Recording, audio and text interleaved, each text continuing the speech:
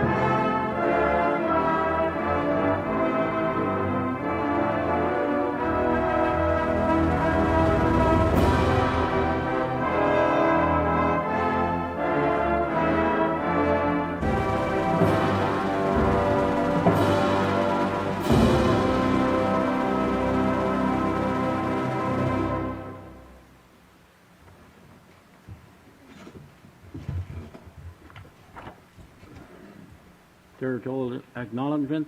We respectfully acknowledge the city of Bathurst as an ancestral homeland of the Mi'kmaq. Today, these lands are home to a diverse population of indigenous and other peoples. We also acknowledge with respect the diverse history and cultures of the Mi'kmaq in this region. Reconnaissance territoriale. Nous reconnaissons avec respect l'emplacement de la ville de Bathurst en tant que terre ancestrale du peuple Mi'kmaq. Aujourd'hui, ces terres sont hôtes d'une population diverse comprenant des personnes natives du territoire et d'autres patries. Nous reconnaissons aussi avec respect l'histoire et les diverses cultures du peuple Mi'kmaq de la région. Et adoption of agenda. That the agenda be approved as presented. Mover. Moved by Councillor Legacy, second by Councillor Alban. All those in favor signify. Aye.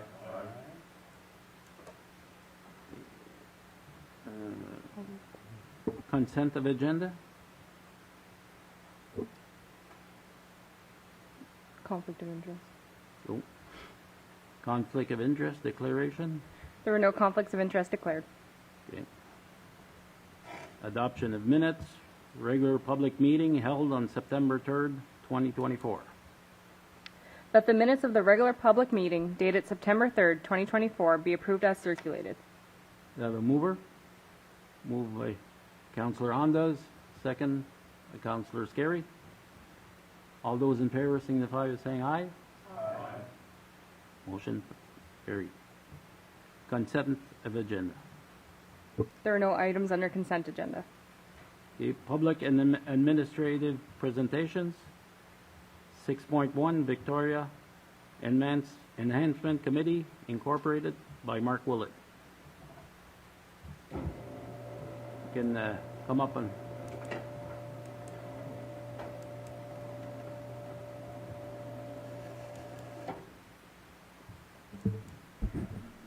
je fais rien que peser là-dessus pour changer les slides. Juste le bouton là. OK, c'est beau. All right, members of council, thank you for this opportunity. My name is Mark Willett, the president of the Victoria Park Enhancement Committee. I'm here today to thank the city for the past support for our park by cutting the lawn on a regular basis, picking up the garbage, and also giving us $5,000 for to help us cover the costs and maintenance and improving the park and keeping a green space. This year we continue to improve our park, which included redoing the flower beds, improving the community vegetable garden, maintaining raised garden beds for people with limited mobility, filling our dog doo-doo dispensers, and planting trees.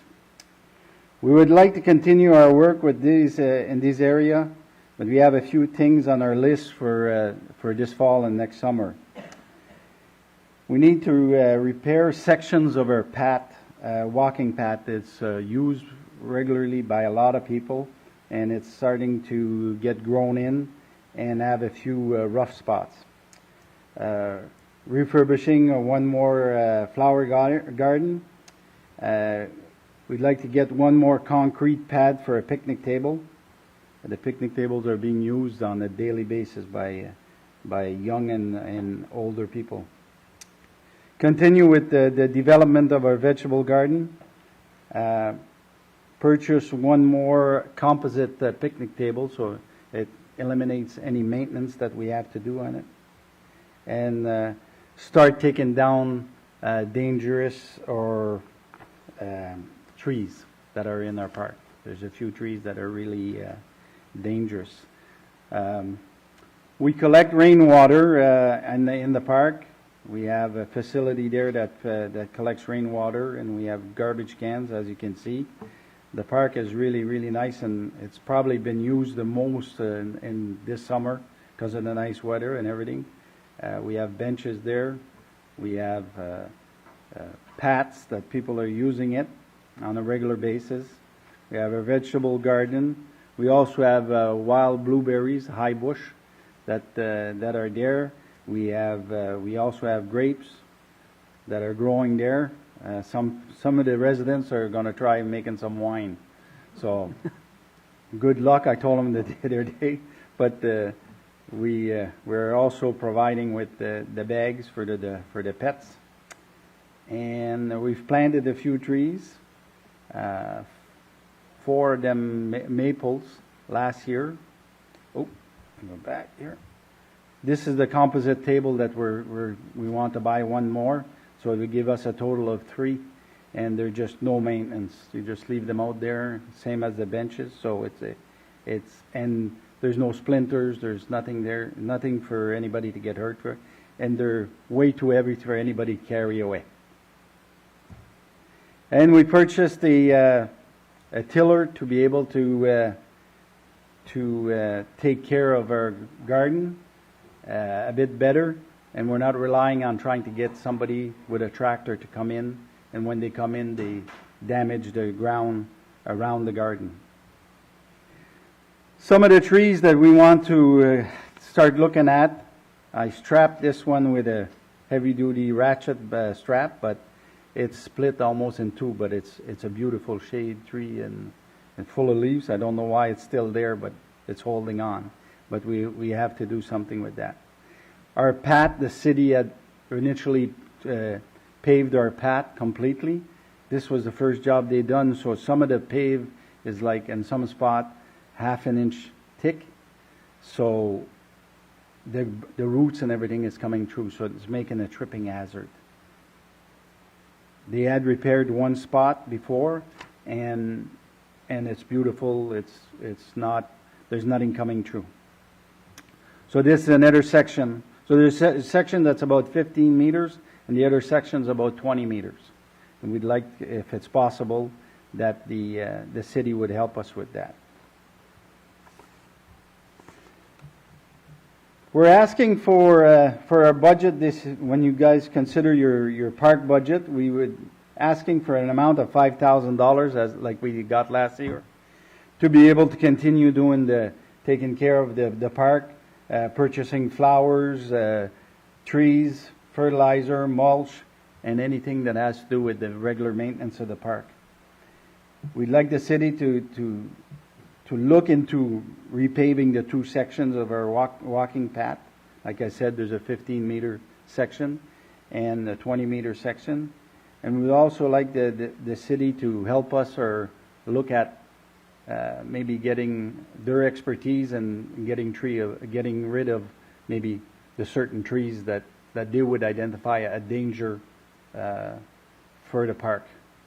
So I don't know, get an arborist to come in or get the city people to come and have a look at it just to see, okay, this one's got to go, this one is unsafe, just so we don't end up with any accidents in the park.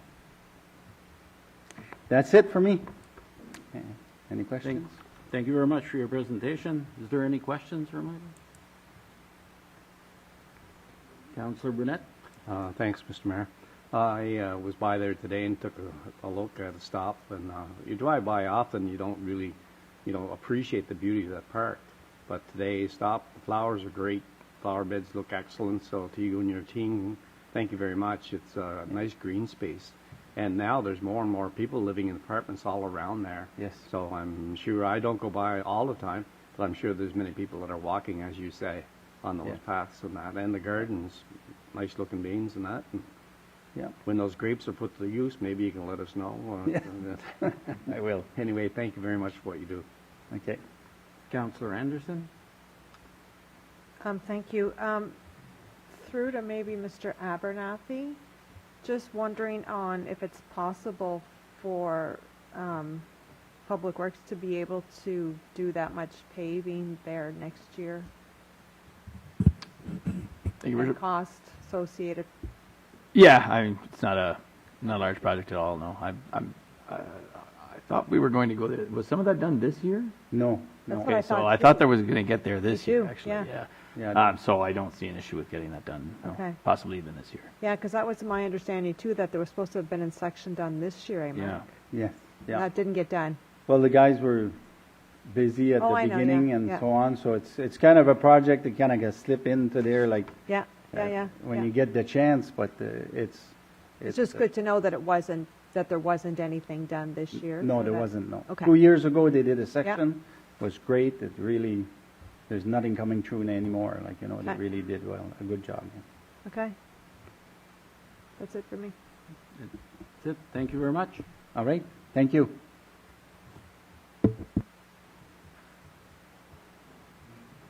Okay, so next, finance, accounts payable, totals for August 2024. That the accounts payable totals, including payroll, for the month of August 2024 be approved as follows. Operating, $2,101,612. Capital, $448,178, for a total of $4,273,764. Thank you. Do I go to you first? Mr. Pettigrew? All those in favor?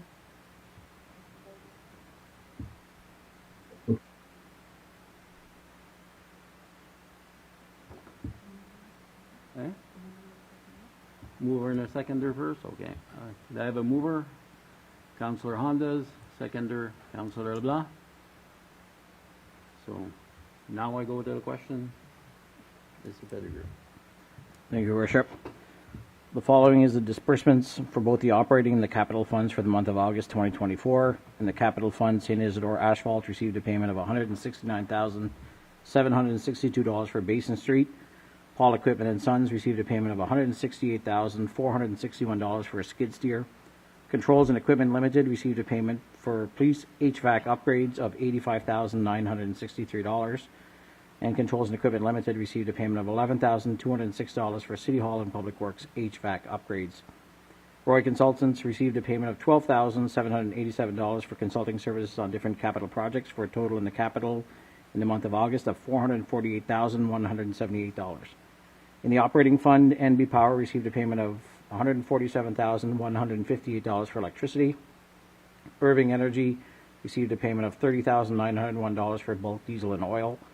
Minister of Finance received a payment of $94,289 for police force yearly PIMITs. Robbie Show and Brito Contractor received a payment of $43,010 for Ward 2 garbage collections. Goliath Structural Services received a payment of $40,867 for War Memorial Stairs and Skate Park repairs. Chaleur Regional Service Commission received a payment of $116,677 for tipping fees and third quarter Regional Service Commission costs. Wex Canada received a payment of $37,387 for fuel.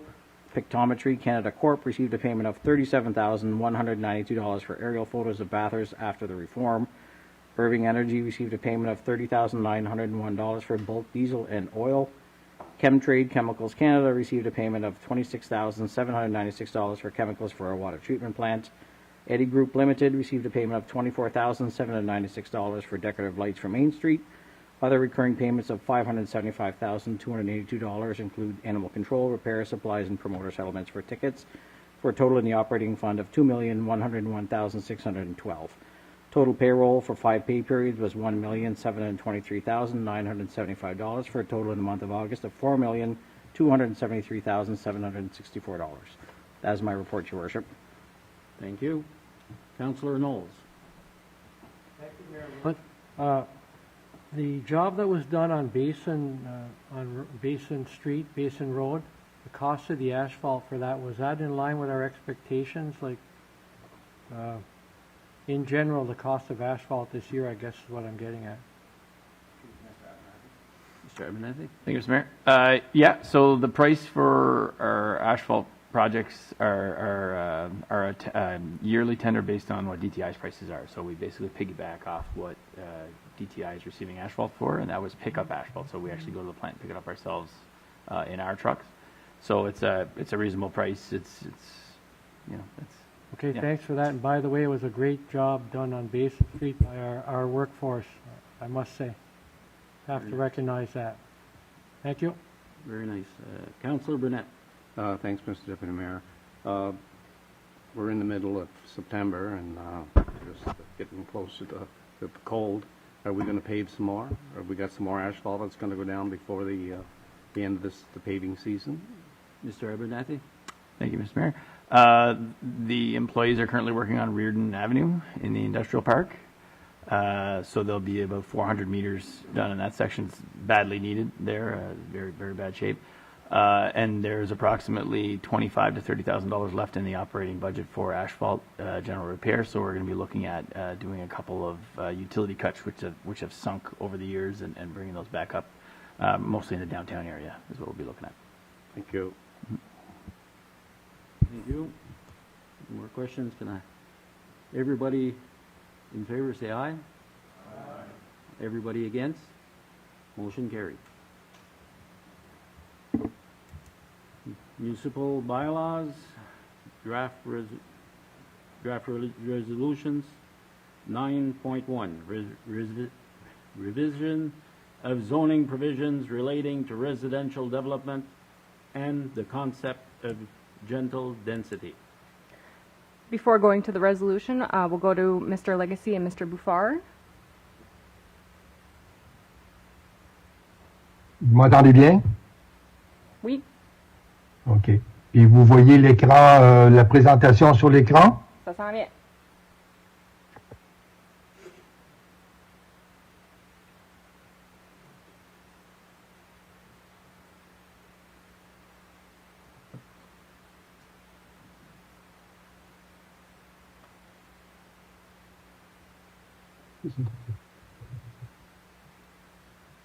Good? Perfect. Okay, thank you. So just before Mr. Bouffard gets into the presentation for the proposed amendments, I guess to kick off the proposals, I just wanted to give a very brief update on the Housing Accelerator Fund Action Plan. So to date, we have released 2 grant policies for housing development. There is potentially a third that will follow the proposed changes this evening. We've already accomplished the reduced parking requirements for new residential development, so that's good. The disposition of municipal land policy and the infrastructure plan will be presented within the next month, so likely the middle of October, whatever date that falls on. This evening, though, we're going to be focusing on some pretty heavy planning-related initiatives. Thank you, Mark. So really, it's the delegation of approval authority. We're looking at introducing and encouraging accessory dwelling units, which will play into the concept of gentle density, Mr. Bouffard will explain, and then also increasing our housing density in the medium and high density residential zones. A lot of this is coming back to cleaning up some of the inconsistencies or some ambiguities in the zoning bylaw that we've been dealing with for a few years now. So on that note, I just want to say that we're very fortunate to have Mr. Bouffard here with us for the time that we do, especially, right in the middle of our Housing Accelerator Fund action plan. It does take a certain level of expertise to be putting these types of proposals together. There's a great deal of research that has gone into what is being proposed this evening. We're looking at municipalities and jurisdictions across the country and how they're adapting for their plan as well. So there's a lot here that we're going to go through tonight. Really, we're kicking off the process, and what's important for us to recognize is that we have our action plan and we have milestones that we committed to for the federal contribution we received. The first big milestone, or I guess the second big milestone that we need to hit, is for end of November, which would be council adoption of everything that we propose in our action plan. So it's going to be pretty intense in the next couple of months to try to get everything through, especially with the zoning bylaws where there's the requirements for public hearings and whatnot. So we're going to do our best to respect the timeline with the council meetings, the council schedule that we do have up until that point, just to make sure that we respect everything going on and we keep CMHC, up to date with what we're doing. So with that, Mr. Bouffard, I'll hand it off to you, and I'll let you get into the meat of the presentation. OK, merci, thank you. So, je vais faire ma présentation dans les deux langues. So, les modifications au zonage répondent aux objectifs du Fonds d'accélération à la construction de logements qui vise à augmenter l'offre de logements et également à simplifier les procédures d'adoption, d'approbation des projets dans la municipalité. Donc, le projet d'arrêté propose un cadre réglementaire plus favorable à la délégation de pouvoir puis à simplifier des procédures d'approbation, à diversifier certains types de bâtiments résidentiels dans la ville, à mettre de l'avant le principe de densité douce dans les zones résidentielles de faible densité, notamment par le biais de logements accessoires, et de favoriser une densité de logements un peu plus forte dans les zones résidentielles de moyenne et de forte densité et dans certaines zones commerciales. Donc, en tout premier lieu, on va regarder les changements proposés concernant la délégation de pouvoir puis la simplification des procédures d'approbation des projets dans la ville. So, sorry. So, under approval procedures and delegation of powers, so the proposed zoning bylaw take advantage of the new provision that were added in the latest amendment to the Community Planning Act. For example, the Planning Committee will be able to approve temporary development for a period of 2 years, rather than 1 year as it is the case in the current bylaw. So we increase temporary development approval from 1 year to 2 years. And also, the Planning Committee will also be able to delegate this power to the development officer. So as much as we can, we want to delegate to development officers some authority instead of having to go before the planning advisory committee for all applications. Au niveau des pouvoirs de dérogation, donc le pouvoir de dérogation qui est dévolu aux agents d'aménagement est confirmé dans le nouvel arrêté. Donc, il y en a une disposition qui se lit comme suit. L'agent d'aménagement peut, sous réserve des modalités qu'il juge convenables, autoriser une dérogation raisonnable par rapport aux exigences du présent arrêté conformément au paragraphe 52.2 de la loi. Donc, la loi sur l'urbanisme permet à l'agent d'aménagement d'accorder des dérogations sous condition. Donc, cet article-là qui est inséré dans notre zonage vient confirmer ce pouvoir-là qui est dévolu aux agents d'aménagement. Un autre changement qui peut avoir une certaine incidence, importance, il est présentement interdit d'aménager un bâtiment accessoire avant d'édifier un bâtiment principal. Donc, en vertu du nouveau zonage, il sera permis à l'agent d'aménagement d'autoriser un bâtiment accessoire en l'absence d'un bâtiment principal pour aider à sa construction, comme ranger les outils ou les matériaux. Donc, plutôt que d'avoir à attendre un mois pour amener une demande de permis temporaire devant le comité d'urbanisme, si une personne, un propriétaire, veut construire, par exemple, une maison, mais il veut installer un bâtiment accessoire avant de commencer à construire la maison, l'agent d'aménagement pourra autoriser ce développement-là. Appointment of the development officers. So, under the current zoning bylaw, it is mentioned that it is up to council to appoint the development officer. However, under the Community Planning Act, council must only appoint the planning director, who acts ex officio as planning officer. So the planning director has the authority to delegate this power to other people in the staff. So therefore, the definition of development officer is therefore revised to comply with the Community Planning Act. So it's an adjustment to the current zoning bylaw. Also, under the current zoning bylaw, under the definition of variance, the definition under the bylaw restricts the powers granted to the granted by the Community Planning Act to the Planning Committee and to the Development Officer. So therefore, this definition and restriction are repealed in the proposed bylaw to remove those restrictions. Also, there is the provision concerning the manner in which council may reconsider a rezoning application that was refused is also revised to make it more flexible.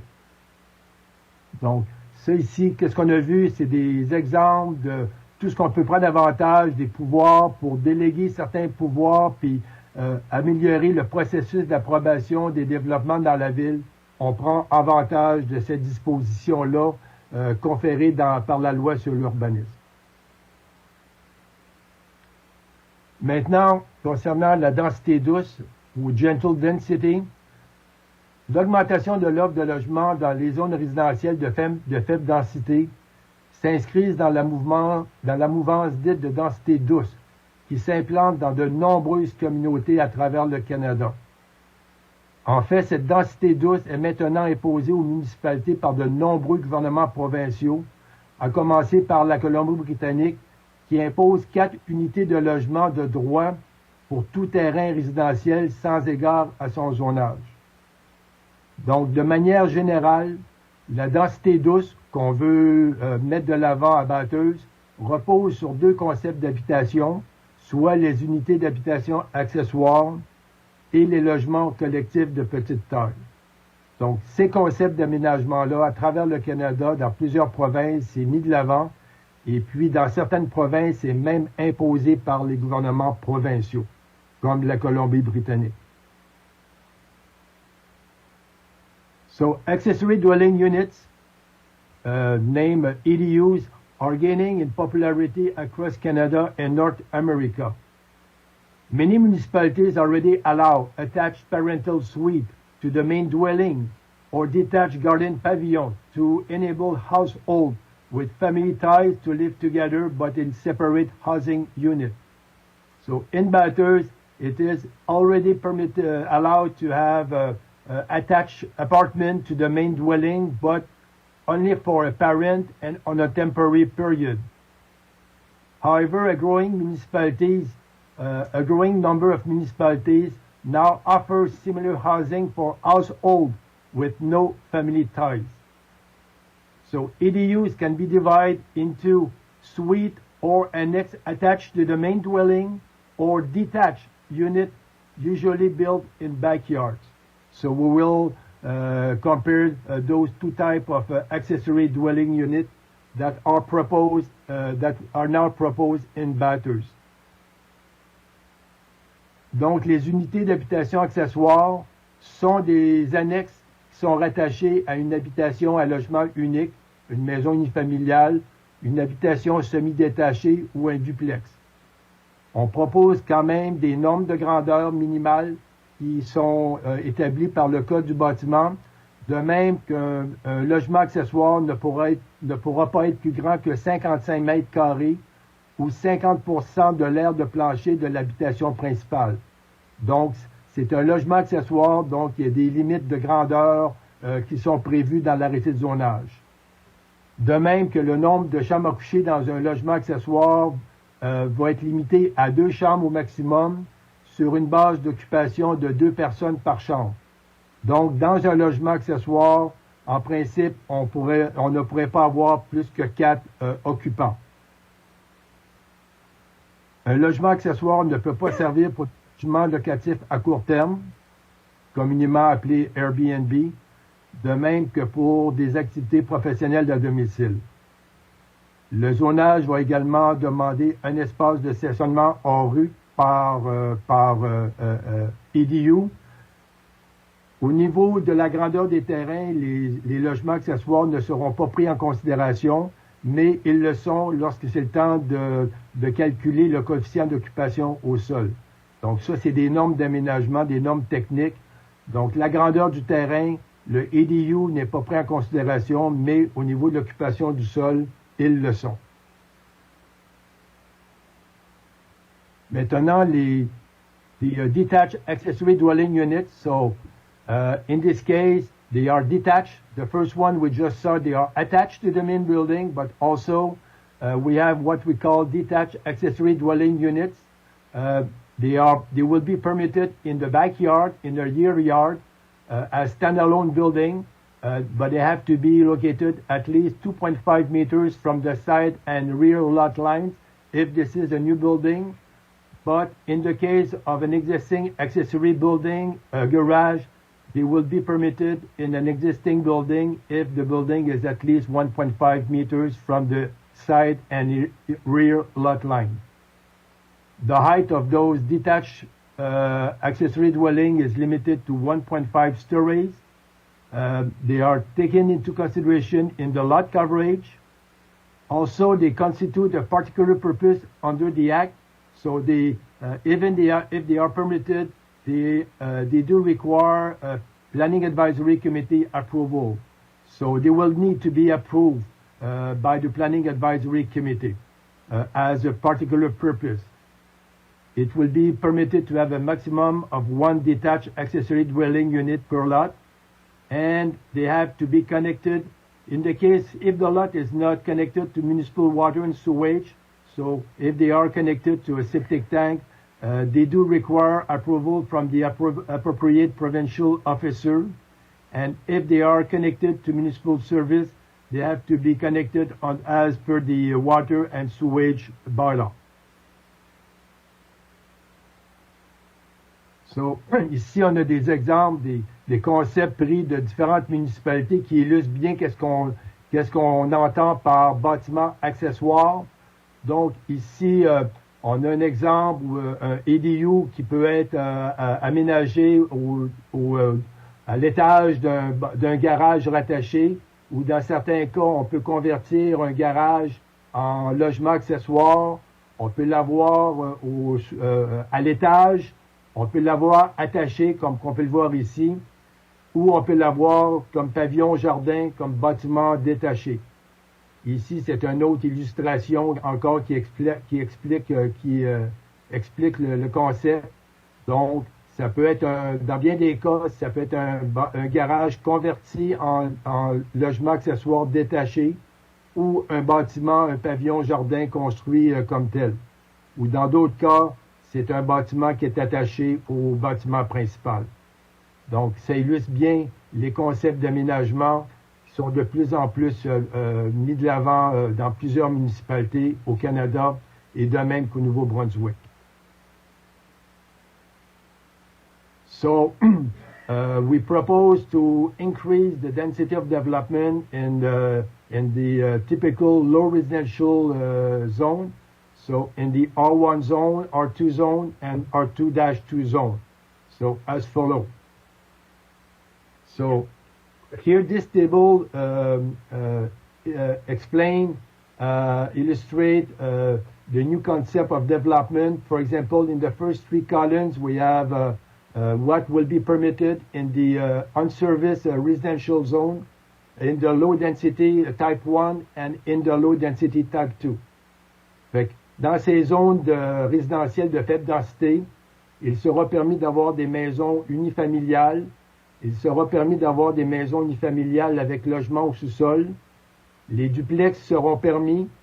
Les habitations semi-détachées seront permis. Dans les zones R1-1, il sera permis d'avoir des maisons en rangée, des maisons de ville, jusqu'à 4 unités de logement, de même que dans les zones résidentielles R2 type 2. Il sera permis, comme on vient de le mentionner, comme usage secondaire, il sera permis d'avoir des logements accessoires rattachés au bâtiment principal. Et comme usage conditionnel qui nécessite l'approbation du comité d'urbanisme, il sera permis d'avoir des unités d'habitation accessoires détachées, comme qu'on vient de le mentionner. Donc, un concept important, c'est le nombre d'unités maintenant qui sera permis d'avoir par terrain. Donc, on peut avoir des combinaisons d'usages résidentiels du moment où on ne dépasse pas le nombre d'unités prescrits dans le zonage. Par exemple, dans les zones résidentielles R1, il est permis d'avoir jusqu'à un maximum de 4 unités de logement. Dans les zones résidentielles R2-1, il sera permis d'avoir un maximum de 3 unités de logement. Et dans les zones résidentielles R2-2, il sera permis d'avoir 4 unités de logement. Comme par exemple, si on prend ici cette colonne-là, on pourrait avoir, par exemple, une habitation semi-détachée qui compte pour 2 unités avec une unité de logement accessoire et une unité d'habitation détachée. Donc, c'est le total d'unités qui est pris en considération. De même, dans les zones R3, des zones résidentielles de moyenne densité et R4 de forte densité qui existent déjà, on va permettre une densité un peu plus d'unités de logement en comparaison avec le zonage actuel.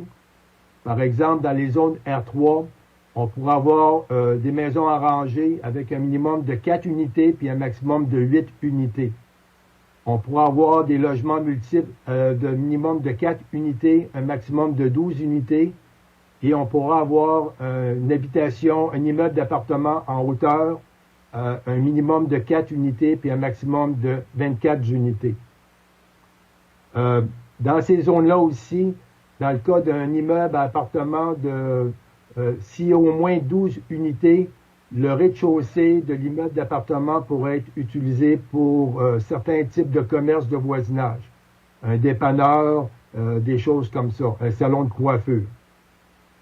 De même que dans les zones R3 et R4, on va permettre, ça c'est un nouveau type d'aménagement, on va permettre des complexes d'habitation comme qu'on va voir un peu plus loin.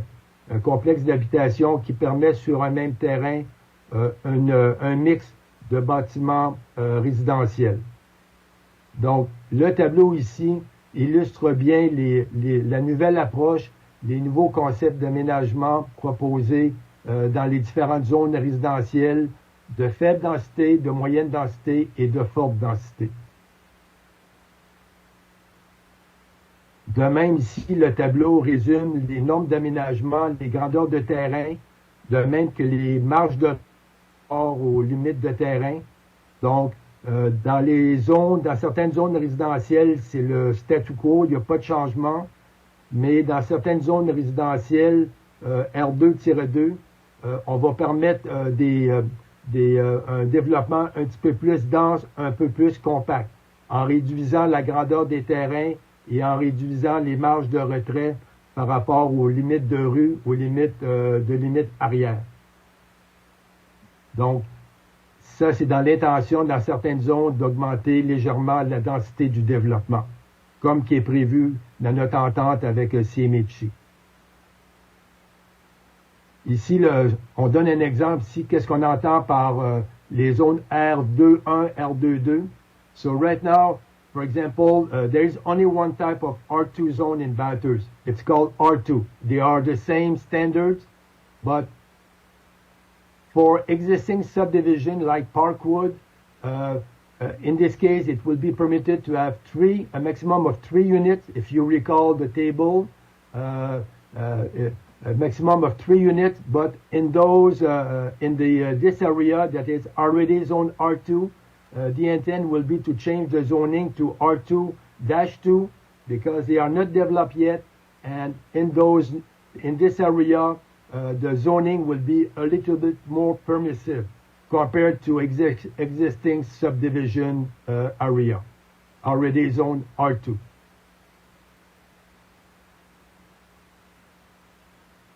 Also, residential in commercial zone. Currently, apartment buildings are not permitted as main use in highway and general commercial zone. They are only permitted on the upper floor of commercial building. So we intend to change that. Now, apartment building will be allowed in commercial zone as of right, as a standalone development. So in the highway commercial zone, apartment building will be allowed, but they have to include a minimum of 8 units. It is not a place to build a single family home or a 2-unit home, but in order to encourage density and apartment in Bathurst, in the highway commercial zone, it will be permitted to have an apartment building, but with a minimum of 8 units. In the general commercial zone, it will be permitted to have apartment building, but a minimum of 4 units and a maximum of 28 units. And also the height of apartment building is revised upward. So right now the height of those apartments is quite limited in Bathurst. So under the new zoning bylaw, it will be permitted to have higher apartment buildings. And in the central business district, in the downtown area, it will be permitted to have apartment building, but with a minimum of 8 units. There is no maximum. Finally, as explained earlier, in the R3 and R4 zone, it will be permitted to have a housing complex. A housing complex is on one lot. It will be permitted to have a mix of row house, multiple unit dwelling, and apartment building on the same parcel. But they are particular purpose that also they need to be approved, reviewed, and approved by the Planning Advisory Committee. So this is not, they have to be approved. They have to go before the fact to be approved. There are conditions attached to this type of development.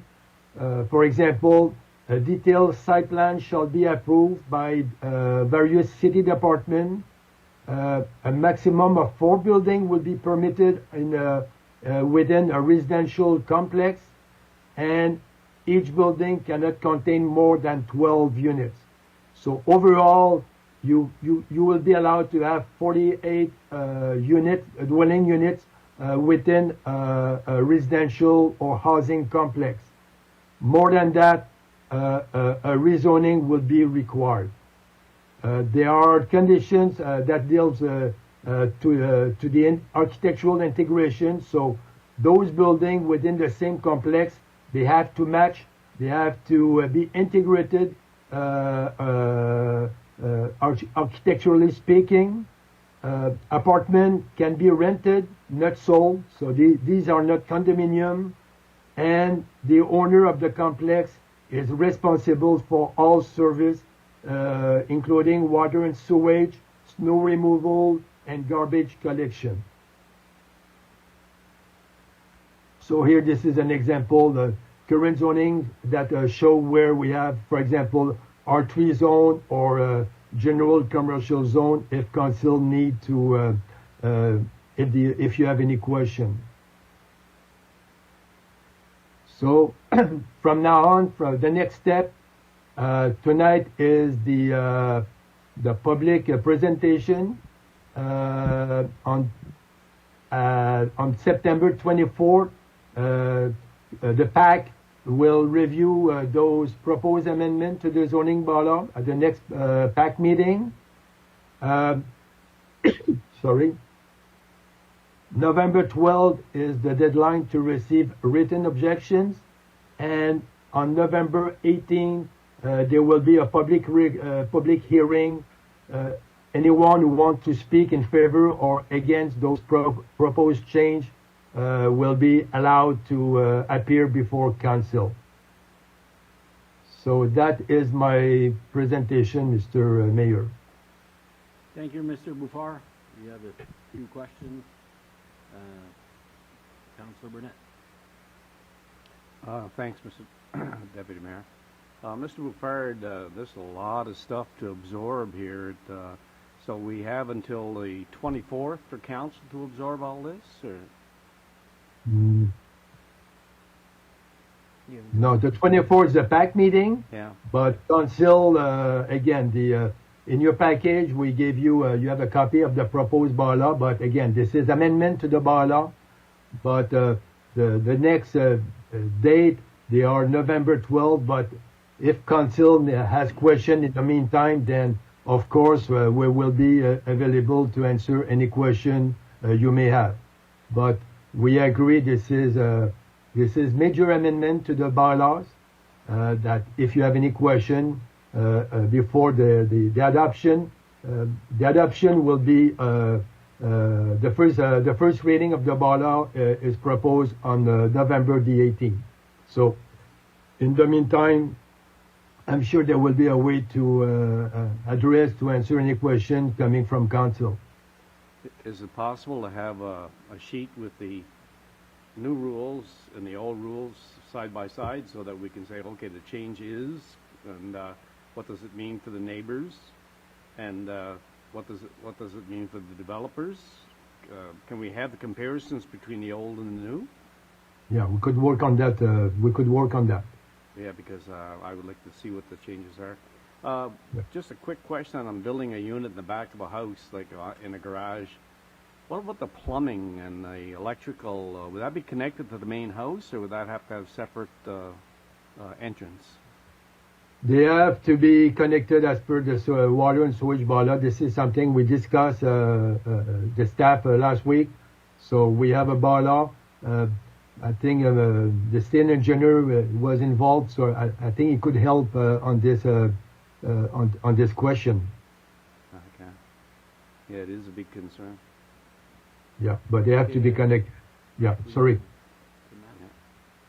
Mr. Abernathy? Thank you, Mr. Deputy Mayor. So, as Mr. Bouffard mentioned, that all connections need to be done based on the water and sewer bylaw. The water and sewer bylaw is pretty strictly states, you know, how many connections you can have per residence and whatnot, and cross connecting from one residence to another residence. There's some language in there that's a little specific to the way things used to be with the old billing system, and so now. Basically, any proposal would come to our office and be reviewed, and something that's reasonable would be accepted. Obviously, that needs to be done. There's situations in town where connections are made to private systems when they're too far away from the street or anything like that. So there's usually exceptions that are made to make sure that everybody can be connected reasonably and responsibly. So safety wise. So. Basically, we encourage people to send in their proposals, and we would evaluate them on a case-by-case basis, but the water and sewer bylaw is the kind of the rule of thumb. So for electrical, there would be a separate entrance, like with a meter for the outbuilding and a meter for the house? We don't deal with electrical, right? That would be the electrical inspectors, yeah. Okay, thank you.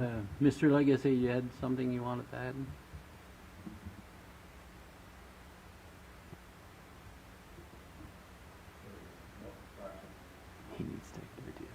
Oh, there we go. Thank you, Deputy Mayor. It was just to circle back to Councillor Burnett's question about the comparison. There is certain things that we can definitely do comparison of, but there's a lot of this that we are introducing for the first time, like as far as, especially on the technical side of things. Like, I'll give you the example that we've been dealing with. Regardless of residential zone for the past, I don't know how many years, height has been capped at, I believe, 7.2 meters from R1 residential to R4, which causes a lot of, anyone, you know, that's, I don't even know if that's 2 stories.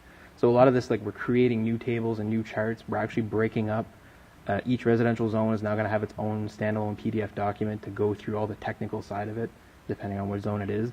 So there's a lot that we're introducing here that's kind of brand new, and it's going to be a lot easier for developers to work with. We've heard feedback, and we've been working with that. And just on the point of the gentle density and the accessory dwelling units, like, I know it's a really new concept, and it's a lot to absorb. And the important thing, and we've taken into consideration for, is that we're not trying to affect the existing fabric or the fabric of existing communities. So like a lot of these things, when we see like you're allowed up to 3 units in established subdivisions, it's the combination of, you know, the accessory dwelling and one detached, but it's not supposed to materially change the makeup of a community or an existing neighborhood. So that's why when we just develop the R2-2, it's anywhere that's undeveloped at the moment is where we're trying to put in a little more density, reduce lot sizes, and allow for up to 4 units. So we're trying to preserve the existing, and we're allowing for undeveloped areas, which we have a lot of, to be a little more permissive as far as the density they can get through the new proposed bylaws.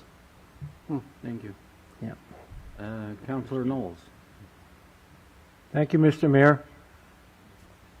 I think Mr. Legacy might have answered one of my questions. The gentle density in layman's terms, so people watching this meeting on Facebook can grasp the concept. Yeah, please, yeah. So the gentle density is really, the federal government has been pushing a lot of municipalities and a lot of provinces now to go to 4 units as of right on a single family lot, or what has traditionally been a single family lot. So what we're trying to do is we're not going to we'll say the high end of what's being asked of the federal government. We're kind of tipping a toe into it with existing neighborhoods being allowed to go to 3 and then undeveloped being able to go to 4. But it's just where conventionally or traditionally we would have had a single family home on a 60 by, I don't know what it is, 60 by 75 lot.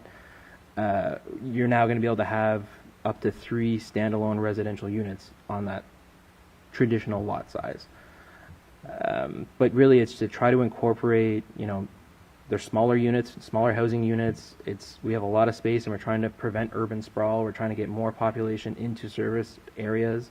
It helps maximize investments we've already made as a municipality, reduces the amount of investment we need to go further out. So we're just trying to get a little bit more density without completely changing the fabric of existing neighborhoods and whatnot. Some of this could be very temporary for people, but at least, as they're trying to transition or find their starter home or find an apartment, the availability of an apartment, if they can live in, somebody's accessory dwelling unit for a little while, there's just different ways and getting creative to try to boost our housing stock a little bit. Okay, thanks for the explanation. Thank you. Problem. Councillor Anderson. Thank you, Mr. Deputy Mayor. I just have a few questions. So you're saying that current subdivisions, for example, could have 3 dwellings on their property. Correct. Right? So you would have the main house, an ADU, and a DADU. A detached one, correct. Okay. So currently, when somebody, and you said they're being considered as accessory buildings. So currently, if somebody wants to put an accessory building, they need to come for the variance, yada, yada. Mm-hmm. Lot size is taken into consideration, and it's got to be within a percentage of the lot size for the variance to be approved. Is things like that going to be taken into consideration? And for those people that may have like a garage and a shed in their backyard currently, and they want to cover every piece of grass, let's say, that they have, is that going to be allowed if it's, No. so how would that work? Mr. Buffard could speak a little bit more to that, but that's where the percentage of, it's the lot occupation comes into play. Okay. So you can't have a big garage and then also build a big separate detached unit. Like there's certain percentage of occupancy you can have on your lot still. The attached ADU, because it's within an existing structure, Right. won't come Right. into that. But it's for detached units specifically. I'll let Mr. Buffard elaborate a little bit more on that, but there is a percentage of occupancy. Okay. So if we take this example here, the R2 zone, R2-2, Right. The main building, including the attached EDU, may occupy 40% of the lot. So the coverage is 40%. Normally, accessory building, you're allowed to occupy 10%. So in total, all building, main and Okay. accessory building on the lot cannot occupy more than 50% of the lot. Okay. So over that, they will have to apply for a variance before the PAC, and each application will be reviewed within its own context. So this is where the occupancy still exists. We have setbacks still exist, but the maximum occupancy in the R2 zone is 50% for all building on the same lot. Okay, that makes sense. Okay. One other thing, you had made a mention in regarding to rezonings that had previously been denied to make it easier to bring them back to council. I think that's something that's going to really impact council, so maybe if you could elaborate on that. Yeah. It was not clear, the way it was worded in the current zoning, it was not clear what constitute, a significant Change. different project. But also, if you recall, there was we had to bring the case before the PAC. Right. We had to, as we did recently, also it was the PAC has to confirm that the case or the situation was much different. Right. Under the Act, there is no requirement to bring that before PAC. I think Council has enough judgment to be Okay. able to make a judgment if the new application is different or similar to the previous one. Agreed. So every time we bring it to the PAC, we make the process longer, and one concept or one idea here is try to remove as many barriers as we can. Okay. So if there is no real need to bring it before PAC, then we suggest we should leave it to Council. Yeah, and I agree with that change completely. My concern was just with when it was worded about making it easier to bring kind of rejected rezonings back. I just kind of wanted clarification on if that was, taken away from, because right now there's the year in place. If it's not a substantial change to the plan, that none of that is going to change, would it? No, 1 year will still remain, but the wording is a little bit more flexible. Okay, perfect. Thank you. Councillor Burnett. Thanks, Mr. Deputy Mayor. We've talked about backyards, or about, converting some backyard structures, but what about front yards? Like, I think on some streets we have where there's really big front yards, even if you go to 25 feet back that you have to be, I guess, from the road, there's still lots of room before you hit the main residence. Can they build some of these smaller homes in the front of the house? No, if it is detached, it has to be in the backyard. By definition, you cannot build an accessory dwelling in the front yard. If you want to enlarge the existing main building, and it means the setback requirement, yes, you could make an addition to the front of the main dwelling. But an accessory dwelling, detached, no, it has to be in the backyard. You cannot build a smaller house in front of your house. Yeah, because for example, down Yahal, there's quite a few houses that are set back a long way from the road, and there would be room for another house in front, So in this case, it will be the exception to the rule, and could be, could apply for a variance. So but under the Act, we have one standard. They have to be in the backyard. Thank you. Thank you. Councillor Legacy. Thank you, Deputy Mayor. Just a quick question. You had mentioned about the commercial buildings and having apartments on the top floor. Now, with this new act and the changes, there's minimum requirements. Is that going to affect? Because I don't know if there's any instances currently where there might be a commercial building with apartments up on top, but if they don't have a minimum of 4, is that going to prevent somebody who wants to put 2 on the top floor, or do those rules get affected by this, or they stay the same? Yeah, no. If you have a commercial building on St. Peter, for example, the highway commercial zone, if the first floor is used for commercial use, then you could have apartment. Then you will be allowed to have 2, 3, 4 apartment. That still remain. But if you want to build an apartment building by itself, we want to implement a minimum of 8 units, because on St. Peter, for example, we don't feel it is the place to build a single-family home or a 2-family home. So, so to answer your question, if it will continue to be permitted to have apartment on the second floor of a commercial establishment. But those standards here apply to standalone apartment buildings. So there is a minimum and there is a maximum. Okay, perfect. Thank you. Councillor Scary. There was a reference made to height restrictions changing. Say somebody has in a commercial property now, or a commercial area, has a building that's 2 stories high, and they want to add a 3rd or 4th story. Are they going to be able to, or has there been a limit put on building heights as far as this new Yeah, so right now the zoning bylaw in Bathurst is very, very strict about the height of building. I think it was in all residential zone, an apartment, a building cannot be higher than 7.3 meters, if I do recall. You know, basically, it's very, very, very, very limited. So we want to revisit those heights. So, for example, if we go back to this table here, I think this is where it is mentioned. So in the R1, R2 zone, there is a maximum of 2 because we are dealing with a low density subdivision, a maximum of 2 stories, and a maximum in meters it's a maximum of 10 meters. But in the R3 and R4 zone, in the R3 zone you will be allowed up to 5 meters or 5 stories, up to 17 meters, and in the R4 zone, 8 stories up to 25 meters. But right now, there is a limit of 7.3 meters for all residential building in Bathurst. So we want to review that cap. Okay, it was more a typo, I think, in the previous bylaw.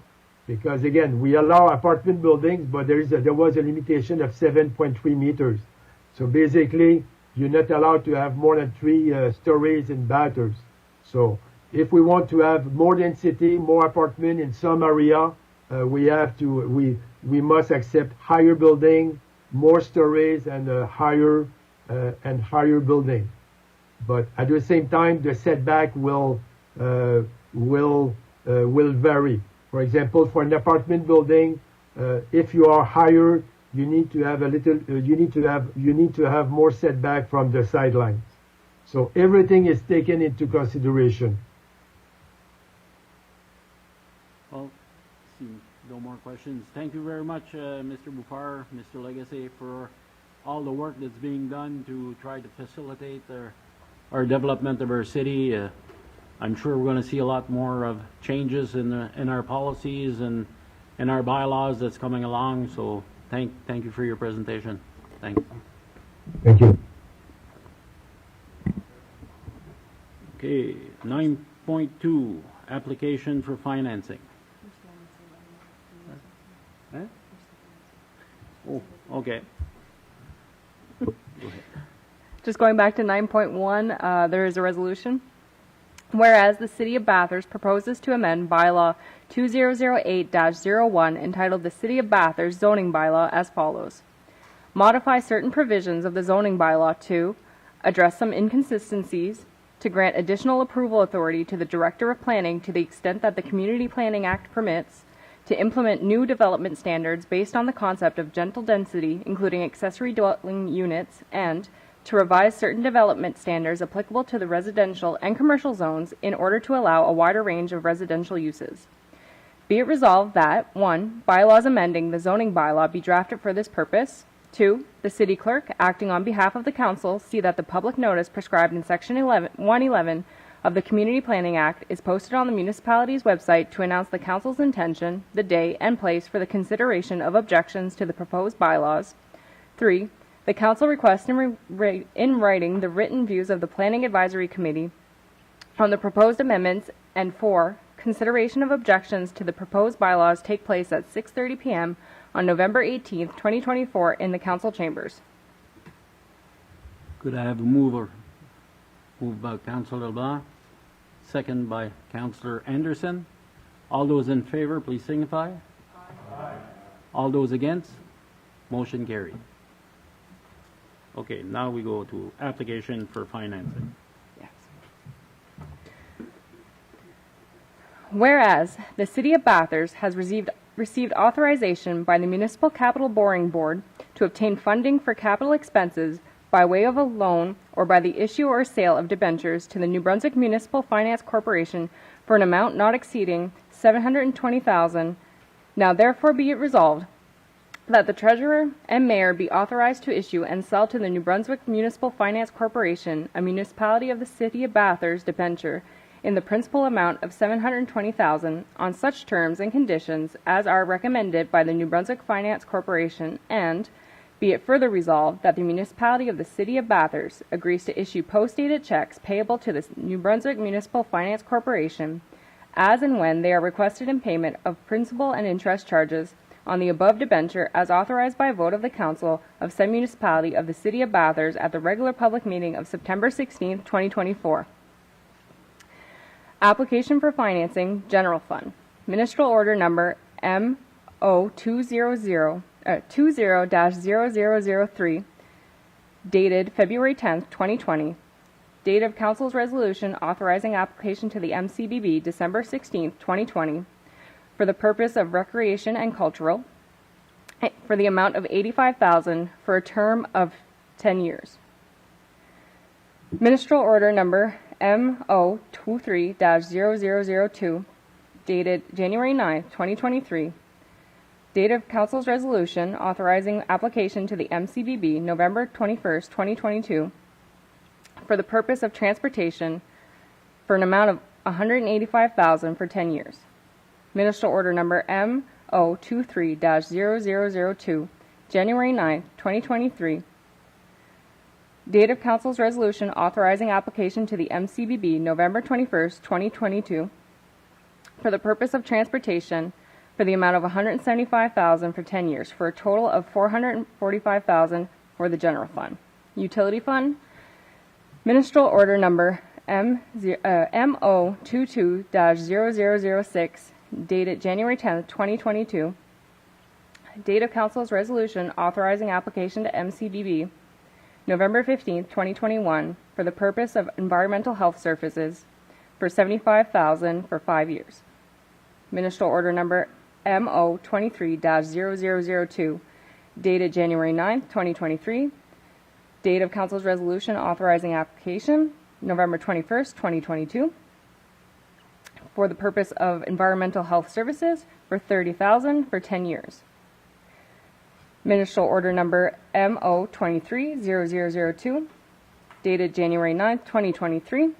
Date of Council's resolution authorizing application to the MCBB November 21, 2022, for the purpose of environmental health services for $85,000 for 10 years.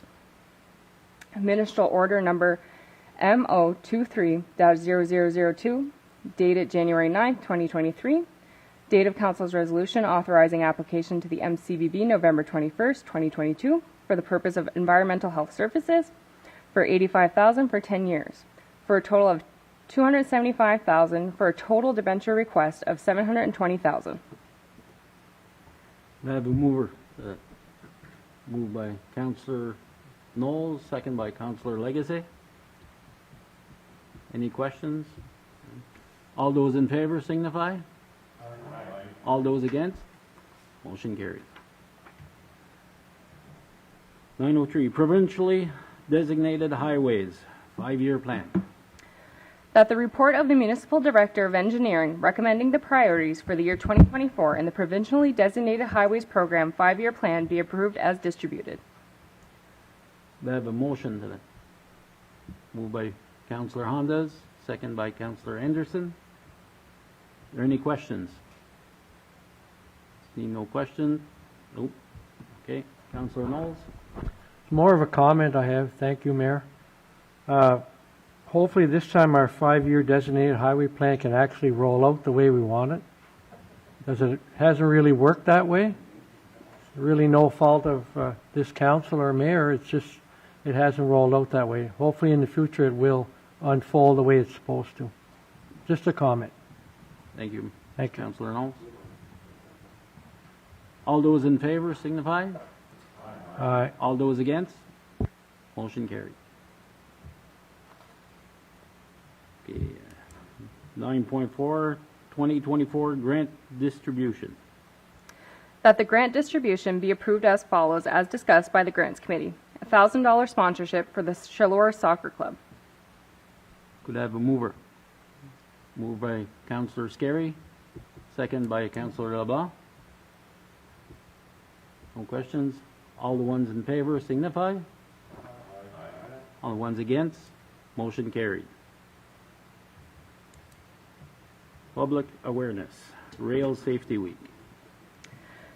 Whereas Rail Safety Week is to be held across Canada from September 23rd to 29th, 2024, and whereas 229 railway crossing and trespassing incidents occurred in Canada in 2023, resulting in 66 avoidable fatalities and 39 avoidable serious injuries, and whereas educating and informing the public about rail safety, reminding the public that railway rights-of-way are private property, enhancing public awareness of the dangers associated with the highway rail grade crossings, ensuring pedestrians and motorists are looking and listening while near railways, and obeying established traffic laws will reduce the number of avoidable fatalities and injuries caused by incidents involving trains and citizens, and whereas Operation Lifesaver is a public/private partnership whose aim is to work with the public, rail industry, governments, police services, media, and others to raise rail safety awareness, and whereas CN and Operation Lifesaver have requested City Council adopt this resolution in support of its ongoing efforts to raise awareness, save lives, and prevent injuries in communities, including our municipality.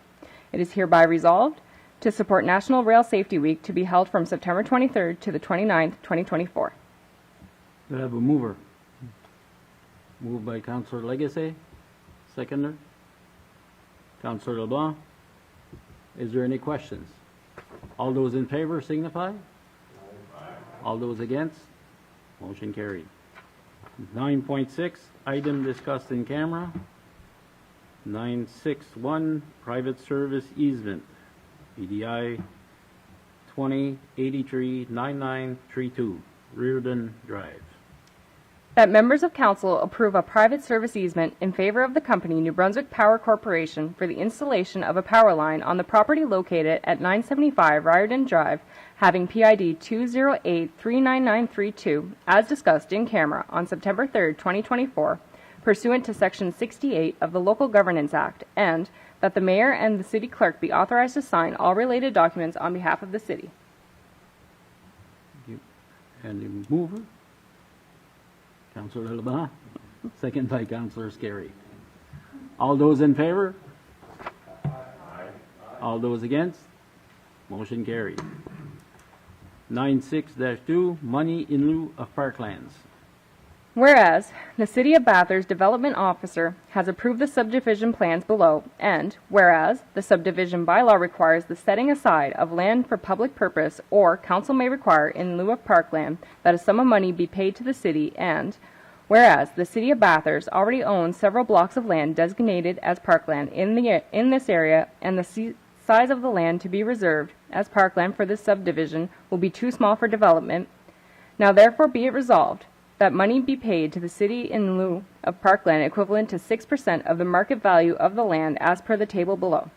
The amounts received will be deposited into the parkland reserved account as discussed in camera on September 3rd, 2024, pursuant to the Section 68 of the Local Governance Act. Subdivision Sophie Isabelle Levesque and Jonathan Roy for an amount of $2,280. Subdivision Squire Green Golf and Country Estates in the amount of $9,000. Subdivision 2024-1, Les Entreprises Transport Incorporated for $6,300, and Subdivision Joey Raymond and Stee for $2,100, for a total of $19,680. Could I have a motion to that effect? Councillor Burnett, second. Councillor Hondas. Is there any question on the motion? All those in favor signify. All those against? Motion carried. To our, what's the amount that's in the parklands now in that fund? Ms. Ruan. Thank you. I sent it last week. 1 second on my email.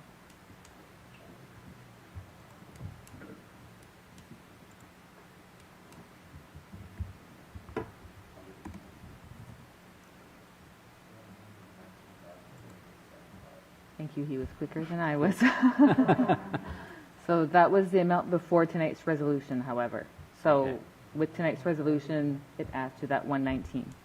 Okay, thank you very much. So, I already did it, all in favor, okay. So, items for information, reports from administration. There were no reports from administration or committees. Okay. And the report from the mayor, well, it's my first night, so the only thing I want to say is everybody to have a happy municipality week because it does start today. You know, you see all our city workers going around. They're doing their job. They're doing a real good job. So thank you to all our city workers for all the work they did all year. So for that, an adjournment. That the regular public meeting be adjourned at 7:45 p.m. Thank you. Move by Councillor Hondas. Second. Second, Councillor Scary. All those in favor? Aye. All those against? Thank you very much, everybody.